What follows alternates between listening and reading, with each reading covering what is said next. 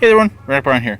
Just a quick update on my progress reports and everything I've been doing. Hopefully you've seen my previous video. I actually don't know if it's going to be posted before or after this video. I got to edit it because my phone ran out of memory while doing the video. Anyways, I mentioned in that video, this engine here, I replaced the flywheel. I actually took the flywheel from the 12.5. They're same size, believe it or not. But the problem is the 12.5 uses a plastic gear, and as you can see, this is a higher torque engine, uses a metal gear, and they don't line up, unfortunately. So I'm either on the hunt for another flywheel for this, if I want to, or it's just a parts engine, which I'm most likely just going to do that. The thing that sucks is I had another one of these engines with a thrown rod.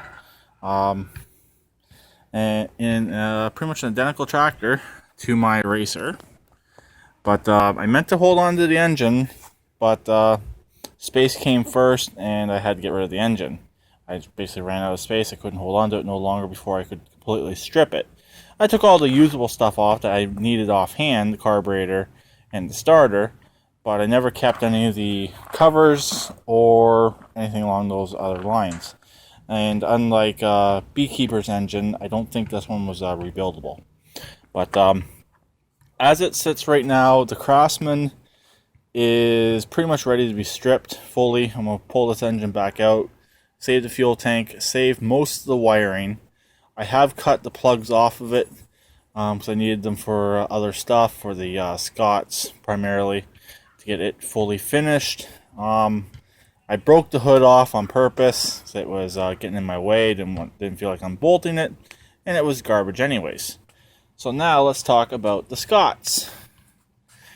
As you can see, the hood is back on, and that is how the hood sits. Kind of a silly setup, but you could probably cut these supports down in here at the bottom of the hood and make it swing up farther, and just put the hood support cable in there, and you'd be good to go. But I'm not doing that since I'm selling this tractor. I don't really want to modify it for me. But other than that, that's where it sits. The deck is done.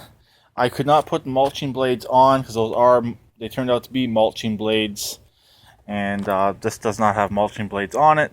But I'm going to sell it with the mulching blades, the plug that goes in the side here, and the 2 extra spindles on that deck right there, which are in good shape.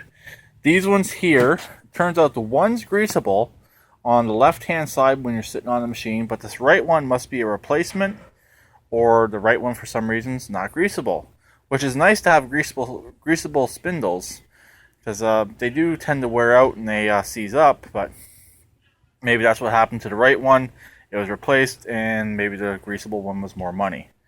So, engine runs good. I got the choke cable disconnected for temporary. I'm epoxying this right here to hold it in. I don't really want to bump it, so I just have it unhooked. Everything at the back is good. Seats all painted. Seat safety's back on. I ended up snapping both bolts on this side here. I got lucky. I drilled out the top one, and that's all you really need. It's got both of them on the other side, so I'm fine with that. I got lucky. I didn't really want to push my luck drilling out the other one and end up going right through a good seat. It still has the minor issue. You got to pull up on this to start it, but it's not a big deal. If it bugs somebody, they can fix it. Or most likely this thing's going to be sold for the transaxle. I don't know if anyone will want rest of the tractor or not, but I'm selling all the parts that are usable off of this deck with it. Both spindles are good.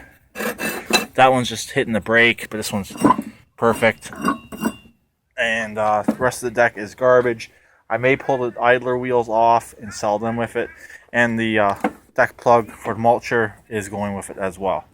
So that's pretty much it. I may or may not pull this right here off and sell that with it as well. But I guess that's pretty much it on the Scots. Nothing else has really changed. I was supposed to do a cold start video of the diesel last weekend. I had a video made. I just never uploaded it. It didn't really turn out, and I kind of got pissed off with it, so I just didn't bother uploading it. Picked up a free pressure washer. The pump's cracked, but the pump still works, so I might redneck it, JB weld it, see what happens. We'll see. The diesel, I did start it last weekend. It actually fired up first crank. It's pretty good.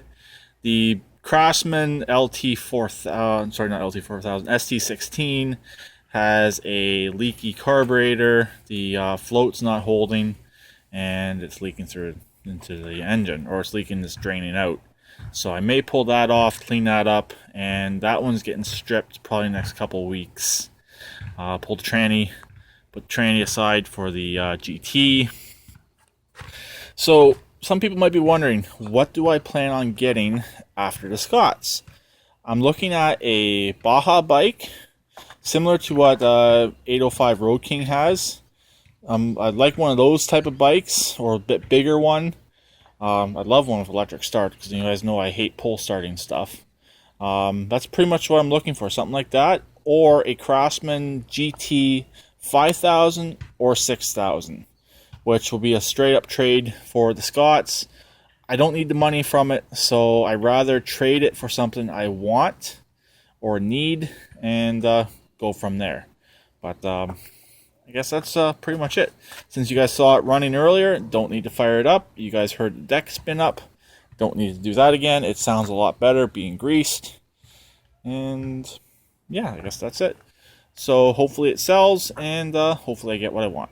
So I'll talk to them later. Please keep it redneck like always, and please subscribe, comment, and say hi to Emily. Yes, she's playing in the dirt yet again.